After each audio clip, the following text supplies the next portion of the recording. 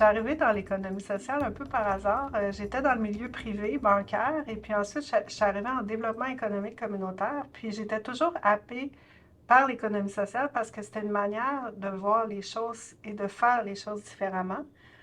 Pour moi, tu es une précurseur pour la construction du mouvement au Québec. Et je voulais savoir comment c'est arrivé à l'origine cette construction ou cette consolidation d'un mouvement. Puis aujourd'hui, de quoi tu es le plus fier par rapport à l'économie sociale et aux risques en particulier? Alors, l'économie sociale, on dit souvent, ça naît des besoins et des aspirations des collectivités. Alors, c'est effectivement le cas au Québec comme ailleurs. Moi, j'ai été là, au début des années 80 dans un contexte d'une crise économique très grave, organisatrice communautaire à Pointe-Saint-Charles, qui était un des quartiers les plus pauvres du Canada à l'époque. Et on tentait de répondre aux besoins sociaux qui étaient une spirale de besoins croissante à cause de la pauvreté et l'exclusion sociale. Et on s'est dit, mais on n'y arriverait pas. Et pourtant, j'étais encore jeune. On n'y arriverait pas parce que le problème, c'est le modèle de développement, c'est la façon de développement économique est pensée et soutenue. Alors, on a décidé de tenter de faire du développement autrement au bénéfice de la collectivité. Mais évidemment, on s'est confronté à une logique économique qui n'était pas le même. Alors, on s'était dit, mais ça doit être possible de créer des entreprises qui sont, oui, économiquement viables, mais qui sont socialement rentables. C'est ça qui est important. Et donc, on a commencé à travailler dans ce sens-là pour vite découvrir qu'un des problèmes, c'est que les outils financiers étaient tout orientés vers du capital de risque, de maximiser le rendement financier pour les investisseurs, les actionnaires. Donc, il fallait repenser d'une manière beaucoup plus globale. Et encore une fois, on n'avait pas le vocable d'économie sociale, mais c'était de ça qu'on parlait. Alors, il est arrivé un moment, un- 10 ans plus tard, et même plus, en 96, où il y a eu un sommet, où il y avait une mobilisation du mouvement des femmes. Alors, le mot, l'expression économie sociale est ressorti. Et là, on a eu vraiment une occasion de dire, pas juste nous à Pointe-Saint-Charles et dans le sud-ouest de Montréal, mais aussi des gens un peu partout dans les milieux ruraux, mais dans les milieux urbains à travers le Québec sont en train d'arriver à la même conclusion, de tenter de faire les mêmes choses. On a un mouvement coopératif historiquement très fort au Québec. On a des mouvements communautaires avec des organismes lucratifs. Alors, en venant ensemble, on avait cette possibilité de démontrer tout ce qu'on était capable de faire ensemble. Mais c'est sûr, cette, cette, cette occasion-là, ce sommet-là, on parle souvent que c'est là, à ce moment-là, que l'économie sociale est allée chercher ses lettres de noblesse. Mais une des préoccupations que j'avais, évidemment, parce que j'avais fait du travail sur le terrain, c'est que l'argent, c'est le nerf de la guerre. Donc, qu'est-ce qu'on va pouvoir faire pour soutenir le développement d'entreprises qui répondent aux besoins des collectivités? Et donc, l'idée du risque est née à ce moment-là. Il y avait une occasion, il y avait un gouvernement qui était prêt à mettre 1 dollar pour 1 dollar privé et on avait des dirigeants de grandes entreprises, on commence avec M. Bélan à la tête du Mouvement des Jardins, qui étaient prêts à soutenir une initiative de cette sorte-là. Et donc, ça a permis la création du risque. Et même à ce moment-là, je me rappelle, j'ai dit, on va appeler ça le réseau d'investissement social du Québec, de faire un jeu de mots, si vous voulez, avec ça. Et les gens ils ont dit, mais fais pas ça, Nancy, c'est tellement risqué, c'est comme si tu étais en train de prédire l'avenir, que ça va. Et finalement, ben, on connaît le bilan du risque aujourd'hui. C'était loin de ça. Puis au contraire, ça a prouvé que l'investissement dans les entreprises collectives, c'est probablement le meilleur investissement, le plus sécuritaire qu'on peut faire. Donc le risque, il a vraiment été une façon de démontrer qu'une autre logique économique et financière est possible et de le faire dans une démonstration très claire.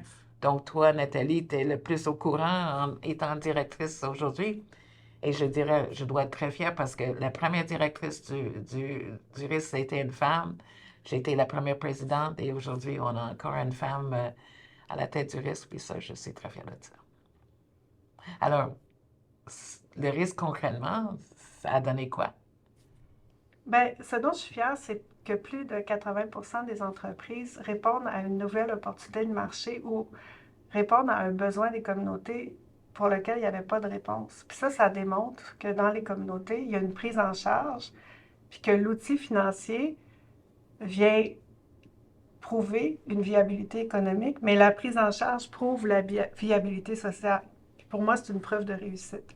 Au risque, on a su innover à travers les années, comme quoi on a des produits financiers à tous les stades de développement qui répondent aux besoins des entreprises, que ce soit en émergence, au démarrage ou pour les entreprises existantes. Aussi, l'expertise du risque est vraiment intéressante. On a développé une méthode d'analyse en collaboration et les analystes du risque l'utilisent chaque jour, mais aussi on forme l'écosystème et on l'utilise pour analyser des projets de notre organisation, mais aussi de d'autres organisations. On parle beaucoup d'une mouvance de finance d'impact ces temps-ci, mais nous, ça fait 25 ans qu'on en fait de la finance d'impact. Avec le chemin parcouru, Nancy, est-ce que c'est un peu la vision que tu avais au début en créant l'organisation?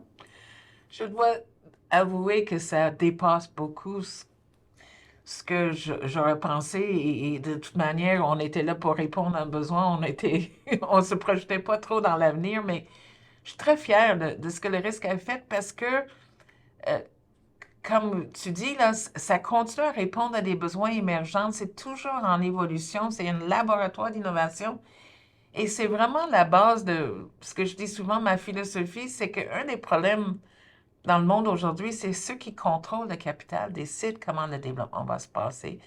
Et si on veut changer les choses pour qu'on ait une planète qui est vraiment là au service et en harmonie avec la population qui l'habite, il faut qu'on arrive à une autre logique où ce que le développement et les décisions de l'utilisation du capital se font sur la base des besoins des communautés.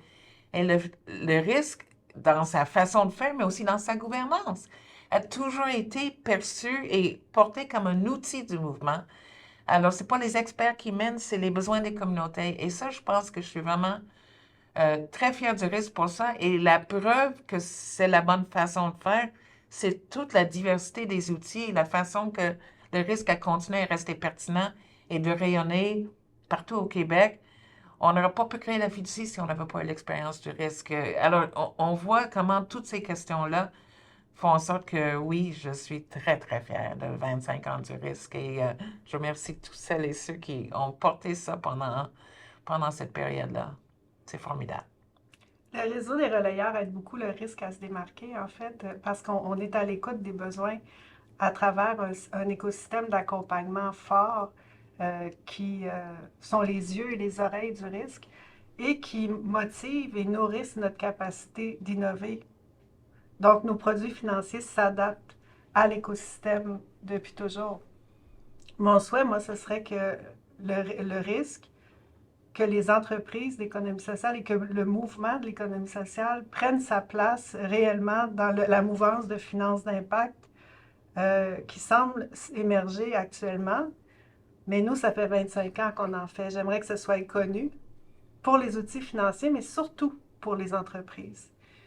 J'aimerais aussi qu'on continue à innover, puis qu'on continue à développer des outils comme on vient de le faire avec le fonds Ampli pour répondre aux besoins des communautés.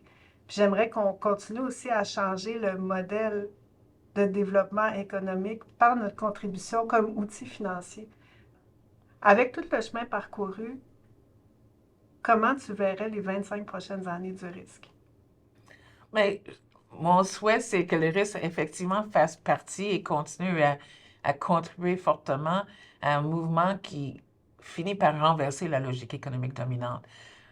On est face à une crise climatique épouvantable, en plus d'une crise sociale, et les experts du GIEC, ils l'ont dit. On ne règle pas la crise environnementale si on ne change pas de logique économique. On ne règle pas les enjeux sociaux auxquels nos sociétés sont confrontées si on ne change pas la logique économique. Alors, il ne faut pas sous-estimer l'importance parce que pour changer de logique économique, il faut avoir accès à de l'argent qui suit cette logique-là. Et donc, le risque, pendant les 25 ans, a une grosse tâche à poursuivre. Merci Nancy pour tout ce que tu as fait pour le risque, pour le mouvement. Tu auras toujours ta place chez nous. Ça a été toujours un grand plaisir, mais surtout merci à toi puis à tous les autres qui continuent à porter le flambeau puis ils vont l'amener beaucoup plus loin qu'on a pu même imaginer il y a 25 ans.